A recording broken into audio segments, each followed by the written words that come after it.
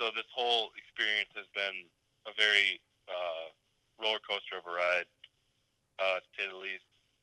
On Thursday, when we found out that our season was canceled, I was sitting in my apartment with my roommates, and we just all were kind of looking at each other in awe, just really thinking like, man, could this really happen?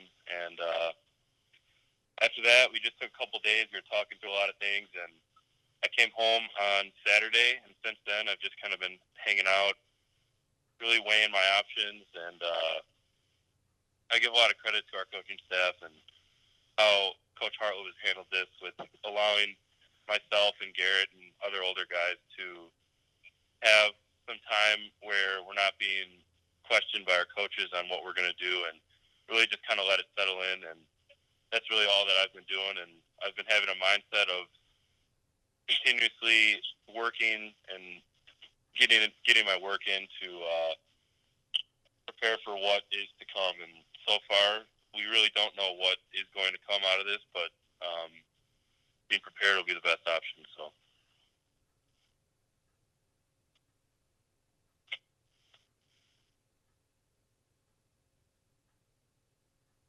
Hi, this is Gavin Good from the Illini Inquirer. What sort of things run through your mind after your senior season ends like this? Because I know you have another year of eligibility, but it's so early to try and make those decisions.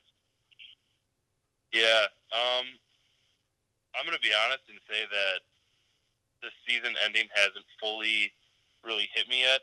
I'm still in a weird period where we're getting texts every other day saying our agendas for the day on what time we're gonna have BP and all that stuff, and it's just, for me, it was crazy. It was something that I never would have thought of happened, and obviously it's not the way anybody would want their season to end, but it makes it easier on my mind knowing that there's thousands of other athletes, Division 1, 2, 3, junior college, that are going through this exact same thing. So.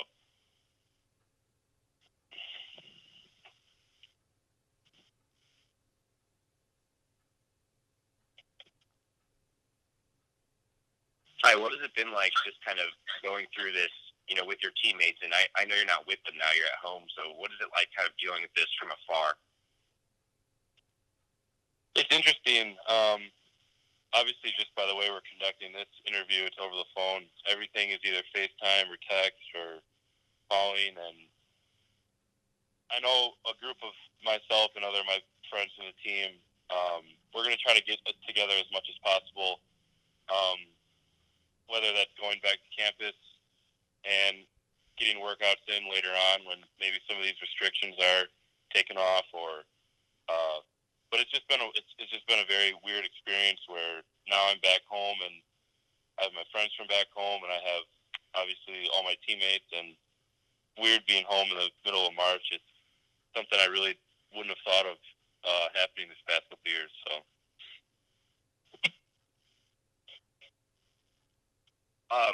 I know you guys have the option to be at home and be with your family or stay on here and kind of, use the facilities to varying extents. What is it like, kind of making the decision of where to be from a training and developmental perspective? Because I don't know what your home situation is. I know some people have, pretty good setups there. Yeah. Well, I'm blessed with both my parents are school teachers, and my dad works at the high school, and I have access to using our high school weight room, which will be nice for me just because I can kind of go at any time and get my work in, and that's what I plan on doing. But for me, the mindset is just to continue to, almost in a way, act like we're in season, where I'm throwing pretty much every day. I'm working out still 3 days a week, and I'm staying on top of my physical side,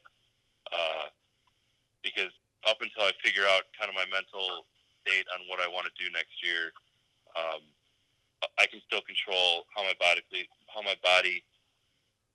physically can improve. Hey, Ty, Eric Fisher from Orange and Blue News here. You talked about all this just being pretty weird for you right now. Does the NCAA granting you that extra year of eligibility just kind of make this all the more weirder? I mean, I can't imagine heading into the season the idea of having that option was even crossing your mind at all. Yeah, the Thursday that we found out that our season was done, I really didn't even think about the possibility of getting a year of eligibility back. All I was really thinking at that point was, wow, my time at Illinois could be over. And now with that option, it does make it a little easier on my mind, because the fact that I do have options allows me to really navigate different avenues and see where my life could potentially end up. And the extra year of eligibility, whether I end up using that or not, is definitely an option that I'll think about a lot and have a big impact on my life. So, Hi, what is it just like as an athlete who's put so much into your career and just this season, just having 15-ish games and just having it all taken away? Yeah, it's more heartbreaking than anything, especially because I think our team was starting to hit a groove together, and it was such a young team and a team with 17 new players that it was a kind of atmosphere that I had never experienced before as a player at Illinois. And I felt that with myself and Garrett and some other seniors that we were starting to get kind of a handle on how things should be done and how games should be played with this team. And it was going to be interesting to see what kind of season we had. Every single player bought in, and we were all striving to be the best players we could be. And one day when it's all just taken away, you just kind of have to sit back and you're in awe of just how crazy this the whole last week was. Hey, Ty, this is Scott Ritchie from the News Gazette. With your options obviously still open, just looking back at your time so far at Illinois, how much does that help you grow, not only as a baseball player, but just as an adult, just as a person? Yeah, I think my time at Illinois, every year it's been different. My freshman year, I was quiet. I really watched my teammates and my players from a distance, and now up in year 4, I really felt that I could take a leadership role and try to help the younger kids, younger players, and give them knowledge that maybe I could have used when I was a freshman. And I think my time at Illinois has really grown me more as a person than as a player, and I give a lot of credit to our coaching staff, our trainers, and all them, especially our players too, being able to grow 3-4 years with them and really develop into friends and teammates. It's a weird feeling looking back now and potentially saying that my time is done, and I'm just hoping that if that is the case, I'll have a positive impact on many of the younger players for years to come. And then, just coming up, Wisconsin, how big of an opportunity was Illinois for you? I mean, I think Milwaukee might be the only Division I program, in your home state, but to maybe have this chance in Champaign. Yeah, I'm very blessed to have this chance, and it was a wild experience getting recruited by them. I was playing a game in my spring of my sophomore year, or in the fall, one of the two, and Snyder used to be the hitting coach at Illinois. His son, I played on a team with him, and I was pitching a game, and Coach Snyder was there just watching his son, and he talked to me after the game, said that they had interest, and kind of from there it took off. And just moments like that, I'm grateful for, to be able to have the opportunity to play here, and I'm glad for my decision. If I could do it again, I would definitely come here. So.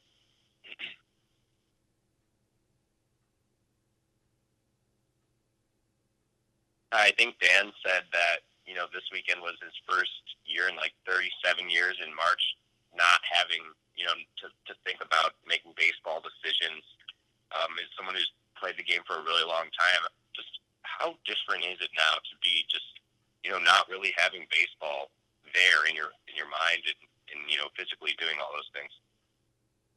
It's difficult, especially because when you turn on the TV, there's really no sports going on, and I think this is a time where a lot of people really that love sports don't fully know what to do, but it's easier on myself knowing that I can still take steps to better myself with the game of baseball, with training, and it'll still take a couple days and maybe even a week or so to really figure out what is really going on and what the options are.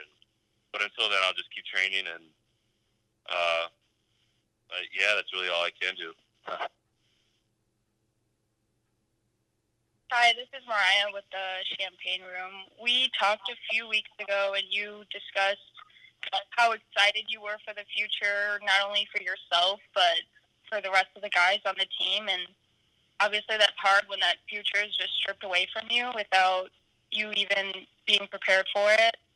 How have you been coping at home? Have you been talking to anybody specifically in your family about it, or just what are the things that you have been trying to do to deal with this?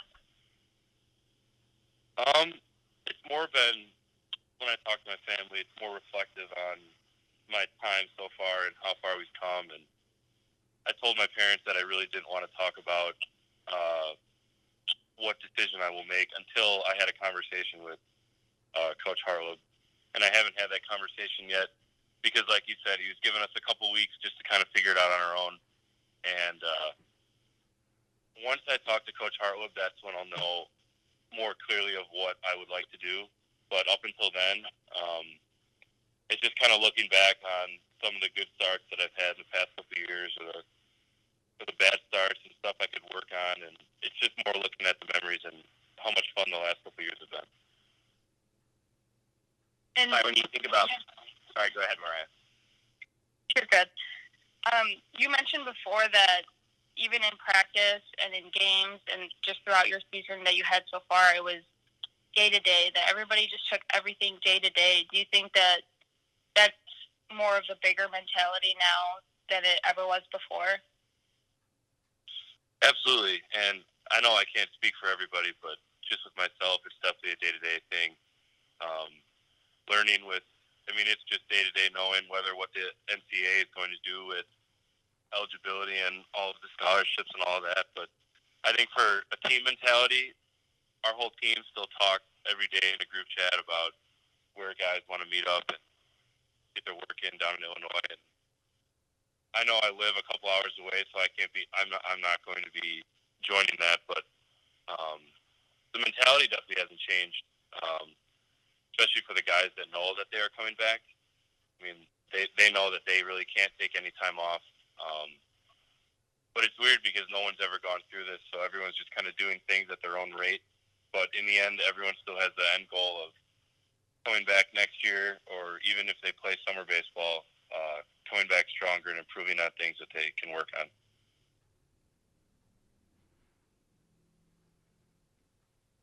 You talked about looking back on some of the good starts and some of the bad starts and just some of the moments you've had throughout your career at Illinois. What does stick out to you? What do you remember what do you think of when you say those things? Well, one of the starts that I think was one of my better starts that sticks out just because it was fresh was the Texas A&M start. I just think with the atmosphere, getting the chance to pitch on a Friday night against another pitcher who will be a top prospect in the draft, that'll be a memory that I never forget. And one of the bad memories that sticks out was my sophomore year pitching in the Big Ten tournament. I was pitching against Indiana, and me and my parents always joke about it because I was throwing that game with pneumonia, and I didn't know it. And it was like 100 degrees outside, and it was just a bad experience.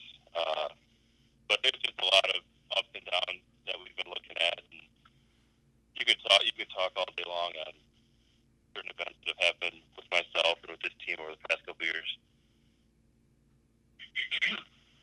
Do you think that, with all this that's happened, is there a unique opportunity for reflection just on your athletic career and just what sort of things the future might hold?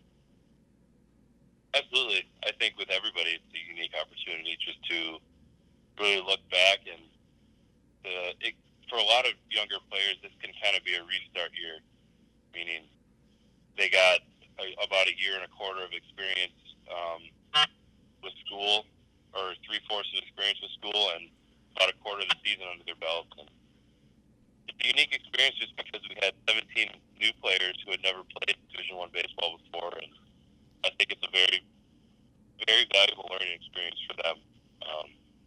Obviously, for myself and more of the upperclassmen, it's a little different scenario, knowing that our time at Illinois is running out, and yeah, it's a unique experience to say the least. Have you talked with anybody specifically on your team that you feel like you're going through the same things with, that you're dealing with the same kind of emotions, and you're, like you said, your time is running out? And has there been anybody that you're Yeah, so I lived with another senior, Ryan Schmidt, and we were talking about what the possibilities were for us, and I reached out to Garrett a couple days ago and texted him. But it's different because this year, compared to last year, we don't have 14 seniors. We only have really 3 true seniors. So talking to a larger group of older guys is an option. But yeah, I've reached out to younger and older guys and just talking about what are they doing, what their future plans are in the next couple of weeks. But it's nothing too serious. Just kind of what's up, what's going on. I think more of the serious talk with that will come down the road when we figure more stuff out. But as of right now, it's just kind of like we're all at home, just trying to figure out what we're going to do. So You mentioned how obviously the draft was something that you were really looking forward to after graduation. So whether that means this year or next year, is that still a goal? Is that still on your mind, or has everything just been kind of turned upside down for you? no, that's definitely still a goal.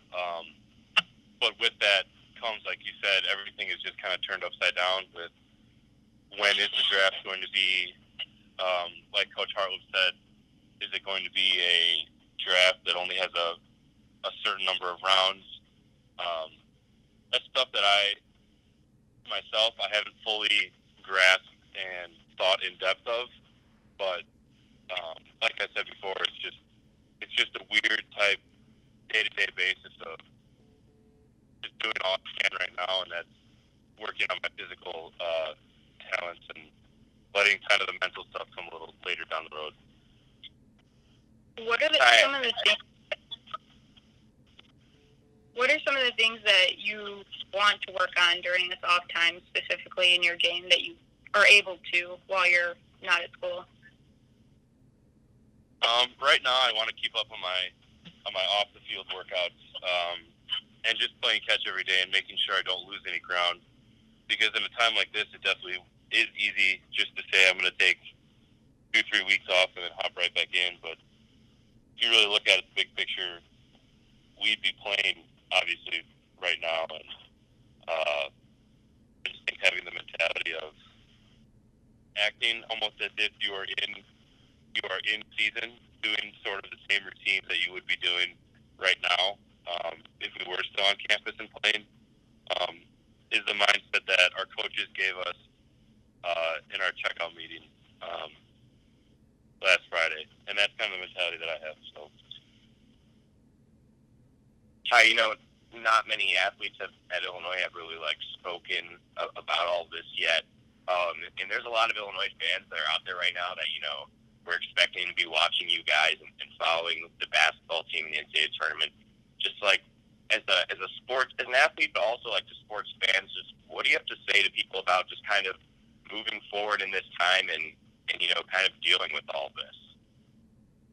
Yeah, I would just say that whatever the fans are going through, the athletes are going through it with them, and we appreciate all of the support and the love that we've been getting.